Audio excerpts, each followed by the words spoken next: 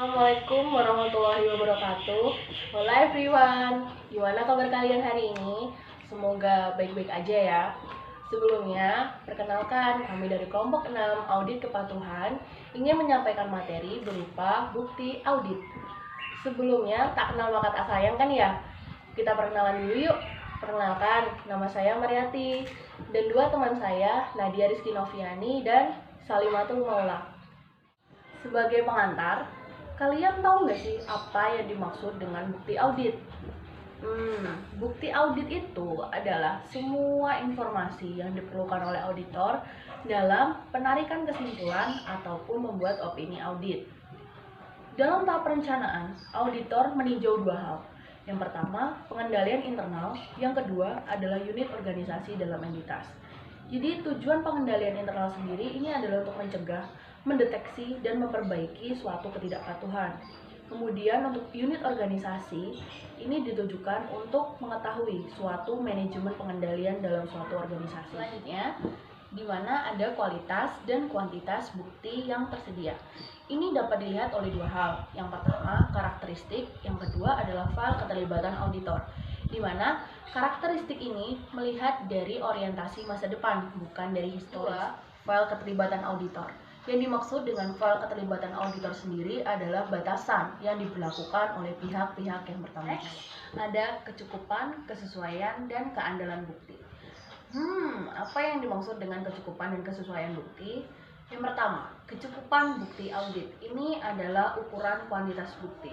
Kemudian kesesuaian ini didasarkan pada kualitas bukti audit. Tambahan nih, semakin tinggi kualitas waktu bukti audit, maka jumlah bukti audit yang diperlukan itu semakin sedikit atau bisa dibilang itu berbanding terbalik. Ingat-ingat ya, ada faktor-faktor yang mempengaruhi kecukupan bukti. Yang pertama, itu ada materialitas. Yang kedua, ada risiko audit. Diingat-ingat ya, risiko audit dan jumlah audit itu berbanding terbalik hubungannya. Kemudian yang ketiga, ada faktor ekonomi. Yang keempat, ada faktor dan karakteristik populasi. Kemudian yang kelima, ada kompetensi bukti, di mana bukti ini harus dianggap sah dan dapat diandalkan. Next, ada mengumpulkan bukti audit. Dalam mengumpulkan bukti audit, auditor perlu mempertimbangkan tiga hal. Yang pertama adalah mengenai pengumpulan bukti dengan standar auditing yang tepat. Yang kedua adalah mengevaluasi kecukupan dan kesesuaian bukti audit yang ada. Kemudian yang ketiga adalah melakukan peninjauan kembali terhadap resiko audit yang ada. Kemudian mencari atau mengumpulkan bukti audit lebih lanjut jika diperlukan. Itu tadi sedikit pengantar mengenai bukti audit. Materi selanjutnya mengenai teknik-teknik pengumpulan audit akan disampaikan oleh Nadia Rizky Noviani. Silahkan. Ya, materi yang selanjutnya adalah tentang teknik pengumpulan bukti. Teknik pengumpulan bukti itu ada 6. Yang pertama yaitu pengamatan. Pengamatan itu proses atau prosedur yang dilakukan oleh pihak-pihak lain. Kemudian yang kedua ada penyelidikan, yaitu kita mencari informasi ke pihak-pihak yang memiliki pengetahuan baik dari dalam maupun dari luar entitas. Yang ketiga ada inspeksi, termasuk pemeriksaan catatan, dokumen atau aset berwujud. Yang keempat ada konfirmasi, termasuk respon atas keterangan yang diperoleh dari pihak ketiga untuk memperkuat informasi yang tercantum dalam catatan-catatan keuangan. Yang kelima ada performa ulang, termasuk pengecekan akurasi aritmatika atas dokumen, sumber, dan catatan akuntansi atau melakukan perhitungan yang independen. Nah, selanjutnya yang keenam ada prosedur analitis, termasuk analisis rasio dan analisis tren yang penting. Di dalamnya terdapat hasil investigasi atas fluktuasi berhubung yang tidak konsisten dengan informasi relevan lainnya. Nah, materi yang selanjutnya yaitu tentang prosedur untuk memperoleh bukti untuk perikatan jaminan yang wajar dan terbatas. Perikatan jaminan yang wajar melibatkan yang pertama yaitu mengidentifikasi dan menilai ketidakpatuhan. Nah, yang selanjutnya yaitu merancang dan melakukan prosedur untuk merespon risiko yang dinilai dan untuk memperoleh keyakinan yang memadai untuk mendukung kesimpulan dari auditor. Selanjutnya, terakhir yang ketiga, mengevaluasi kecukupan atau kesesuaian bukti yang diperoleh dalam konteks perikatan dan jika perlu dalam keadaan tersebut mencoba untuk memperoleh bukti lebih lanjut. Selanjutnya, perikatan jaminan terbatas itu meliputi yang pertama mengidentifikasi area di mana ketidakpatuhan informasi materi pokok kemungkinan besar itu akan timbul. Nah, selanjutnya kita merancang dan melaksanakan prosedur untuk menangani area tersebut dan untuk memperoleh keyakinan terbatas untuk mendukung kesimpulan auditor. Yang ketiga, jika auditor mengetahui suatu hal yang menyebabkan auditor yakin bahwa informasi pokok tersebut mungkin tidak patuh, merancang dan melaksanakan prosedur tambahan untuk memperoleh bukti yang lebih lanjut. Nah, yang selanjutnya itu skeptisisme profesional dalam pengumpulan bukti audit. Skeptisisme profesional itu mencakup kewaspadaan terhadap hal-hal berikut ini. Nah, yang pertama yaitu bukti audit yang bertentangan dengan bukti audit lain yang diperoleh. Yang kedua, keadaan yang mengindikasi adanya kemungkinan kecurangan. Yang ketiga, kondisi yang menyarankan perlunya prosedur yang disyaratkan oleh standar audit. Kemudian yang terakhir, yang keempat, informasi yang menimbulkan pertanyaan tentang keandalan dokumen dan tanggapan terhadap permintaan keterangan yang digunakan sebagai bukti audit. Materi yang selanjutnya mempertahankan skeptisisme profesional selama audit diperlukan jika auditor berusaha untuk mengurangi resiko, misalnya seperti yang saya sebutkan setelah ini, yaitu yang pertama ada kegagalan dalam melihat kondisi-kondisi yang tidak lazim. Kemudian yang kedua, terlalu menyamaratakan kesimpulan ketika menarik kesimpulan tersebut dari observasi audit. Yang ketiga, menggunakan asumsi yang tidak tepat dalam sifat, saat, dan luas prosedur audit serta penilaian atas hasilnya. Nah, selanjutnya itu pertimbangan profesional dalam mengumpulkan bukti audit. Hal ini itu tentang yang pertama tentang sifat, saat, dan luas prosedur yang digunakan untuk memenuhi ketentuan standar audit yang relevan dan memperoleh bukti. Selanjutnya yang kedua, mengevaluasi apakah bukti yang cukup dan tepat telah diperoleh dan apakah lebih banyak lagi yang diperlukan dilakukan untuk mencapai tujuan yang relevan. Kemudian ada pertimbangan indikatif ketidakpatuhan terhadap penipuan dan tindakan yang tidak sah. Nah, faktor-faktor yang berkontribusi terhadap penipuan itu meliputi yang pertama kontrol internal yang buruk, yang kedua pengabaian manajemen atas pengendalian internal, yang ketiga kolusi antar karyawan, yang keempat kolusi antar karyawan serta pihak ketiga. Kemudian materi yang selanjutnya tentang mengevaluasi bukti dan membuat kesimpulan akan disampaikan oleh Salimatul. Terima kasih. Selanjutnya yaitu mengevaluasi bukti dan membuat kesimpulan. Dalam hal ini, auditor akan mengevaluasi bukti yang diperoleh dan menentukan apakah bukti tersebut cukup dan tepat untuk mengurangi resiko audit pada tingkat rendah yang dapat diterima.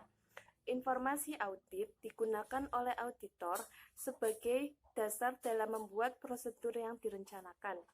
Ketika auditor melaksanakan prosedur yang direncanakan, maka bukti yang diperoleh dapat menyebabkan auditor mengubah sifat, saat, atau luas prosedur lain yang direncanakan.